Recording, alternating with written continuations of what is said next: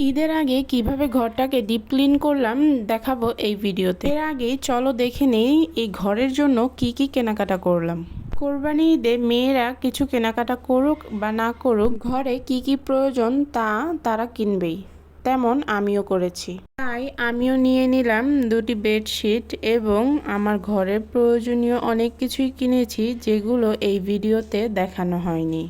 দুটি বেডশিটের সাথে আমি গজ কাপড়ও নিয়েছি এবং লেস নিয়েছি। এগুলো দিয়েও আমি ঘরের জন্যই কিছু টুকিটাকি জিনিস বানাবো, নিজের হাতেই তৈরি করব, যার কারণে আমি গজ কাপড় কিনে নিয়ে এসেছিলাম। আমি জানি আমার ভয়েসের সাথে অন্যান্য সাউন্ডও আছে, তবে এগুলোকে একটু ইগনোর করবেন যেহেতু এখন কোরবানির ঈদ, সবাই সবার বাসাতে গরু ছাগল এনেছে, তাই একটু শব্দ হতেই পারে। এখানে থাকা গজ কাপড় দিয়ে আমি কি বানাবো থাকবে নেক্সট ভিডিওতে, তাই ভিডিওটি দেখতে অবশ্যই আমার ইউটিউব চ্যানেল এবং ফেসবুক পেজে চোখ রাখুন।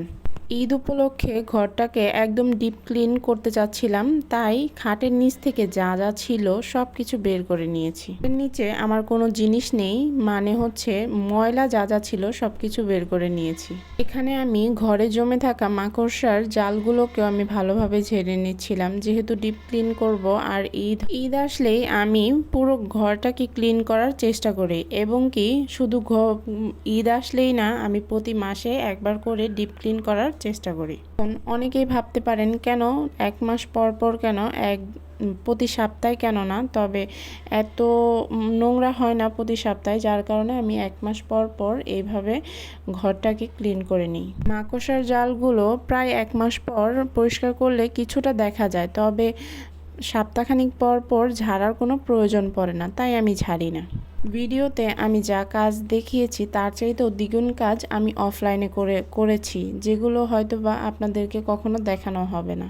আসলে সব কিছু তো ভিডিও করে দেখানো যায় না। আমি অনেকগুলো কাপড়ও ধুয়েছি যেগুলো হয়তো আমি এখানে দেখাইনি। সব কিছু মোছামাছিও করেছি, আর সব কিছু ক্লিপ তো নেওয়া হয়নি, তবে কিছু কিছু ক্লিপ আমি এখানে অ্যাড করে দিয়েছি। যেহেতু আমার ঘরে ছোট বাচ্চা আছে, এর জন্য আমি চেষ্টা করি সবসময় এই দরজাগুলোকে একটু মুছে রাখার, যাতে ও খেলা করলে কোনো ময়লা ওর গায়ে বা মুখে না লাগে। এই ভিডিওতে জাস্ট আমি ক্লিনিং করেছি, যা যা আমি পরিষ্কার করেছি সব কিছু এখানে দেখিয়েছি।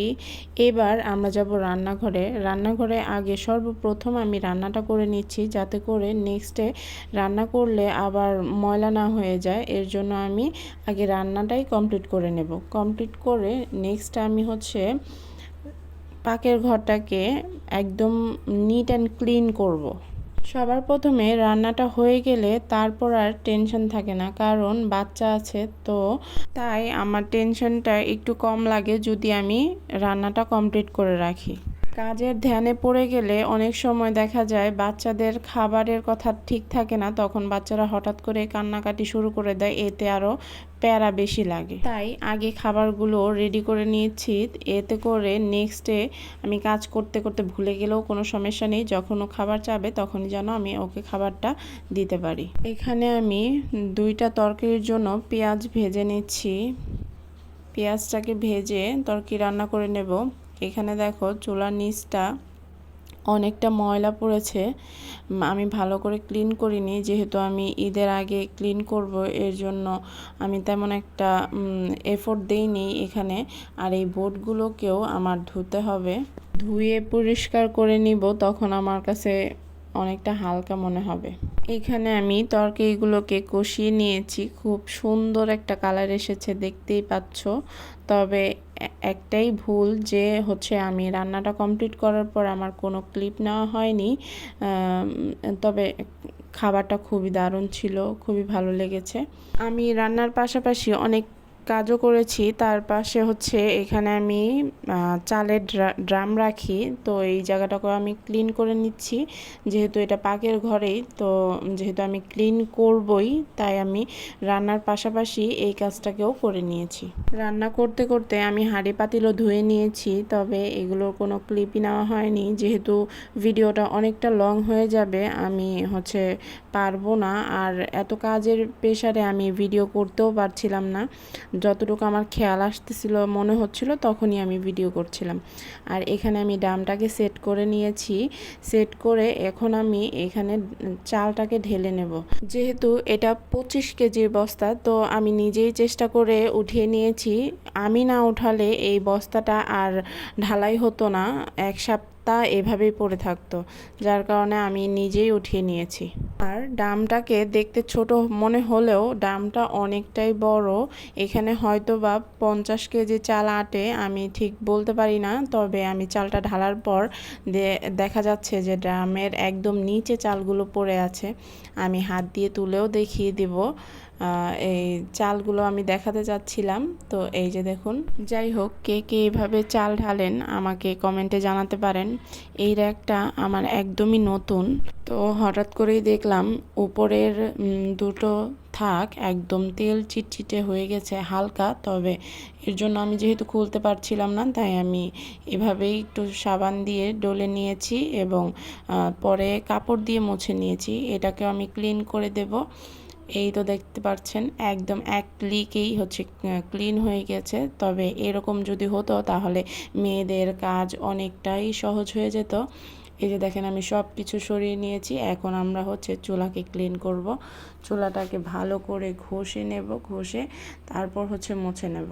আমার নিত্য নতুন প্রতিদিনের ভিডিওগুলোকে দেখতে ভালো লাগলে অবশ্যই পেজ থেকে হলে ফলো করে দিবেন এবং ইউটিউব চ্যানেল থেকে হলে সাবস্ক্রাইব করতে একদমই ভুলবেন না এবং লাইক কমেন্ট শেয়ার করে দিবেন।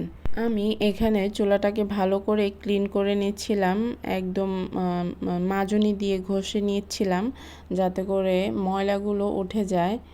যতটুকু আমি পারি আমি চেষ্টা করি এটাকে ক্লিন করে রাখার। এখন আমি কাপড় দিয়ে এই চুলাটাকে মুছে নেব। মুছে নিয়ে তারপর হচ্ছে চুলাটাকে আমি নামিয়ে নেব। চুলাটা না নামালে আমি হচ্ছে এই জায়গাটাকে ক্লিন করতে পারবো না। যেহেতু আমি সিলিন্ডার ব্যবহার করি, তাই আমি চুলাটাকে নামিয়ে ভালোভাবে পরিষ্কার করার চেষ্টা করব এই জায়গাটাকে। যেহেতু আমার চুলাটা একদম ক্লিন হয়ে গিয়েছে, এই জায়গাটা খুবই ময়লা হয়ে গিয়েছে, তো আমি এই জায়গাটাকে একদম সুন্দর করে ক্লিন করে নেব। দেখতেই পাচ্ছেন কতটা তেল চিটচিটে ভাব হয়ে গিয়েছে আর হচ্ছে একদম কালো কালো হয়ে গিয়েছে। এটাকে আমি হচ্ছে মাজনি দিয়ে ভালোভাবে ঘষে উঠিয়ে নেব। এখানে আমি সম্পূর্ণ প্রসেসটা দেখাইনি। এই তো দেখেন আমার একদম ক্লিন হয়ে গিয়েছে এই জায়গাটুকু। এখন আমি এটাকে ধীরে ধীরে আবার গুছিয়ে নেব। এই তো দেখেন একদম সুন্দর করে গোছানো হয়ে গিয়েছে, সব কিছু নিট অ্যান্ড ক্লিন, একদম চুটকিতে হয়ে গিয়েছে। তবে এরকম যদি হতো তাহলে প্রত্যেকটা মেয়েই সারা দিন বসে বসে কাটাতে পারতো। যাই হোক, সবাইকে জানাই ঈদের অগ্রিম শুভেচ্ছা। ঈদ মোবারক। Bye by.